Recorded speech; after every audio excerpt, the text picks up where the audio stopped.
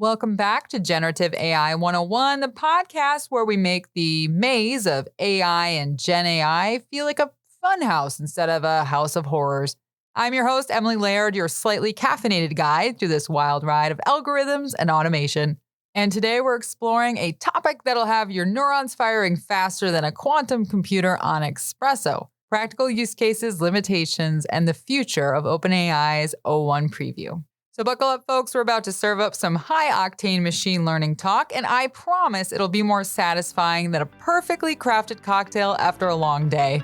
Okay, I maybe have overpromised. Welcome to Generative AI 101.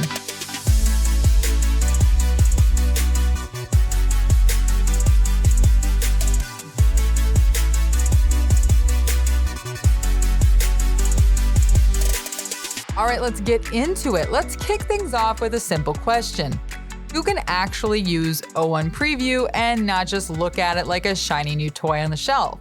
Well, the truth is this AI isn't exactly for everyone. It's like handing a Formula One car to your neighborhood delivery driver. Not exactly necessary, right? But if you're a healthcare researcher, a physicist, or even a developer knee-deep in code, this AI is your new best friend. Now picture this. So you're a healthcare researcher trying to make sense of data from cell sequencing. O1 Preview steps in like a bioinformatics guru, helping annotate and analyze faster than you can say CRISPR. If you're a physicist, it's like having an Einstein on call for generating complex formulas for quantum optics. And for developers, well, it's like debugging with a personal assistant that's really into algorithms. Think of it as your own digital Watson, minus the British accent. All right, let's get a bit more real world, shall we? What can O1 do when it's not busy making scientists look good? Well, one of the killer features is its ability to handle multiple step reasoning. Imagine you're trying to solve a Rubik's Cube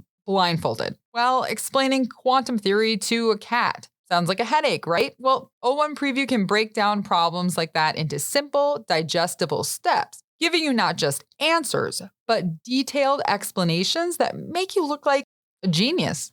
And for all you code warriors out there, O1 is not just about solving basic syntax errors. It's a debugging maestro, identifying errors in your code, suggesting optimizations, and maybe even reminding you to take a break. Because let's face it, we all need that once in a while. Of course, no new fancy AI comes without its, yeah, but moments. So first of all, O1 doesn't browse the web. So if you're looking for it to Google things like how to fix my broken dishwasher, well, good luck. It's also got no capacity for file or image uploads. So that means no processing external documents or pictures. And here's the other kicker. O1's knowledge is stuck in 2023. Anything past October of that year, yeah, it's clueless so far. And for all that reasoning power, it comes at a cost, literally. O1 is a little pricier, like upgrading to first class, but still wishing the food was better. Slower response times and a higher cost per token means it's not something you'll be using for quick, creative tasks either. But in fairness, that was never its intention.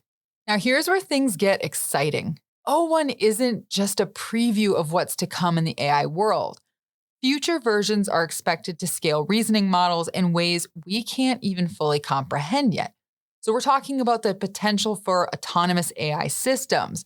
Think AI that doesn't just give you answers, but knows what you need before you even ask, like a psychic with a PhD.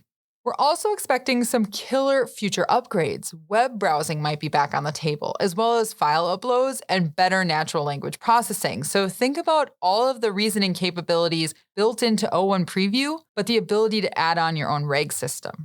RAG system means retrieval augmented generation. So for those of you unfamiliar with that, think about it as if you're taking this core O1 preview model and what you're building onto it is another set of your files. So you're putting all of your files, your research, and then you're telling the system before you respond, first go to this repository you have, dig through that first, then filter through your reasoning and chain of thought logic, and then get back to me.